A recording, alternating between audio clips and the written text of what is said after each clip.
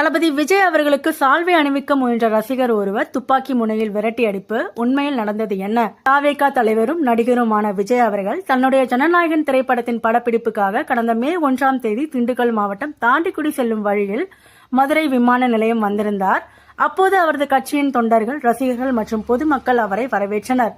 அப்போது ஆர்வ மிகுதியில் விஜய் அவர்களின் ரசிகர்கள் காவல்துறையினர் வைத்திருந்த தடுப்புகளை மீறியதுடன் திறந்த வாகனத்தில் வந்த விஜய் அவர்களின் வாகனத்தில் ஏற முற்பட்டனர். அவர்களை விஜய் அவர்களின் பாதுகாவலர்கள் தள்ளிவிட்டது பெரும் சர்ச்சையை ஏற்படுத்தியது.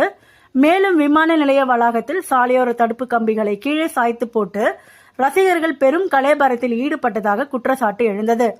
அத்துமீறிய ரசிகர் கூட்டத்தால் விமான நிலைய வளாகம் முழுவதும் செருப்பு குவியலாக காணப்பட்டது. விஜய் அவர்கள் வரவேற்பின் போது நடந்த இந்த சம்பவங்கள் தொடர்பான வீடியோக்கள் சமூக வலைதளங்களில் வைரலாகி வருகின்றன.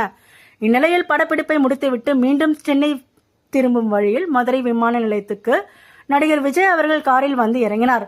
காரில் இருந்து இறங்கி விமான நிலையத்திற்குள் செல்லும் முன்பு அவரை நோக்கி பின்னால் கையில் சால்வையுடன் ஓடி வந்த ரசிகர் ஒருவர் விஜய் அவர்களின் முன்னால் போக முயன்றார்.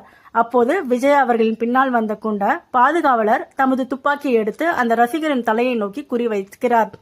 இந்த காட்சி சில நொடிகள் மட்டும் வீடியோவில் பதிவாகி உள்ளது.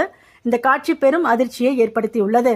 சினிமா நடிகருக்கு அல்லது கட்சி தலைவருக்கு ஆர்வ கோளாறால் மரியாதை செய்ய நினைத்த ஒருவரை பாதுகாவலர் துப்பாக்கி முனையில் குறிவைத்தது ரசிகர்கள் மத்தியில் அதிருப்தியை ஏற்படுத்தியுள்ளது. தற்போது இது குறித்த வீடியோ வைரலாகி வரும் நிலையில் சால்வையை அணிவிக்க முயன்ற தாவேகா தொண்டர் இன்பராஜ் என்பது தெரிய வந்துள்ளது. மதுரையை சேர்ந்த இன்பராஜ் செய்தியாளர்களிடம் கூறுகையில், நடிகர் விஜய் அவர்களுக்கு அளிக்கப்பட்ட பாதுகாப்பின் பொருட்டே அந்த துப்பாக்கி என் தலைமையில் இருந்ததை நானே இப்போதுதான் கவனித்தேன். இதில் எந்தவித தவறும் கிடையாது. சிஆர்பிஎஃப் வீரர் அவரது பணியை தான் செய்துள்ளார்.